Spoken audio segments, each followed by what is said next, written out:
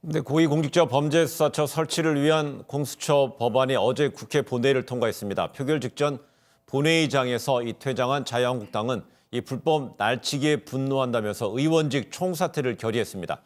최민희 전 의원, 강찬호 중앙일보 논설위원과 함께 이야기 나눠보겠습니다. 두 분 어서 오세요. 안녕하세요. 근데 본회의가 시작하자마자 한국당 의원들 무기명 투표를 제안했는데 결국 기명으로 됐고요. 네. 또 이 공수처 법안 어떻게 보면 속전속결식으로 통과가 됐습니다. 어떻게 예상하셨습니까? 그러니까 우선 이건 한마디로 얘기하면 민주당이 유능하게 과정 관리를 잘한 것이고요. 예. 패스트트랙부터 지금까지 보면 자유한국당은 전략 실패이죠. 그리고 네. 마지막에 무기명 투표를 함으로써 4+1의 전열을 흐트러뜨리려는 것이었는데 네. 4+1에서 일부 이탈표가 나오더라도 공수처법에 대한 찬반을 물어보면 여론이 늘 절대다수가 찬성이었습니다. 네.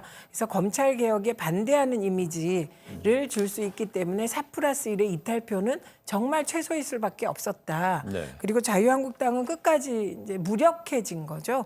그래서 국회 본회의장을 나가버리는 네. 그런 모습이 카메라에 잡혔습니다. 그래서 저는 과거에 민주당이 보면 뭔가는 밀어붙이는데 누군가를 설득하고 뭐 이런 모습은 잘 안 보여줬잖아요. 네. 근데 이번 과정에서 보면 민주당이 4+1을 대화와 타협을 하면서 잘 관리한 결과다. 그러니까 한마디로 이해찬 대표 체제의 민주당이 유능하다 이렇게 평가해야 할 것 같습니다. 마지막 한마디로 이해찬 대표 체제 민주당 유능하다 이렇게 얘기했는데요.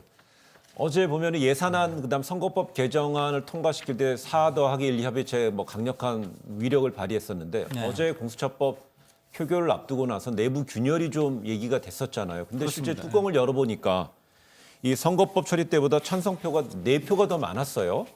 예. 이 뭐 여러 가지 이유가 있겠습니다만 좀 더 유능하다고 했지만 저는 유능하기보다는 한마디로 어떻게 보면은 매수에 능한 게 아니었나 싶습니다. 왜냐하면 이거 보면은 뭐 대표적으로 유성엽 의원 같은 경우 어땠냐면은 그 직전까지 자기 볼 때는 공수처법 문제가 아주 많다. 네. 그래서 자기는 권은희 의원이 낸 수정안 정도면 모르겠는데 이 원하는 문제가 굉장히 많다라고 계속 네. 얘기를 했어요. 네. 그랬던 분이 보니까는 그대로 찬성을 했다는 거는 그 직전에 김관영 의원 사실 패스트트랙 이번에 공수처법 올라타는데 결정적 기여를 한 사람이 김관영 의원인데 이 사람 본인이 공직선거법을 존중해서 농어촌 지역의 대표성을 최대한 보장하는 방향으로 선거구 획정 이루어지도록 노력하겠다. 그 권고견 제시한다. 이렇게 공개를 했거든요. 네. 이 민주당이 그걸 약속한 거죠. 대표적으로 유성엽 의원이 지금 전북의 정읍 네.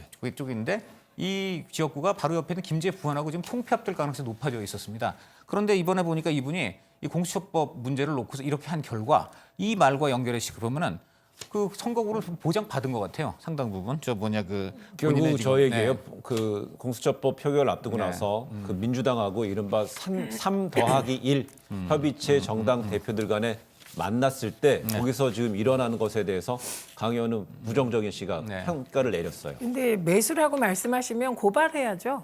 예, 매수 행위로 표를 샀다 고발해야 되는데 뭐 자유한국당이 또 고발하면 검찰이 수사할지 지켜보도록 하겠습니다. 예. 그래서 매수라는 표현에 전혀 동의가 안 되고요. 그 또한 선거법이 통과되고 이제 선거구를 획정하면서 우려되는 것이 네. 농어촌 지역의 절대 다수의 인구가 줄고 있습니다. 네. 그러면 농어촌 지역의 국회의원 대표성은 어떻게 할 것인가? 그 기준을 서울 대도시와 맞춰야 하나? 아니면 이렇게 차별해서라도 좀 더 유리하게 해줘야 되냐? 이것은 네.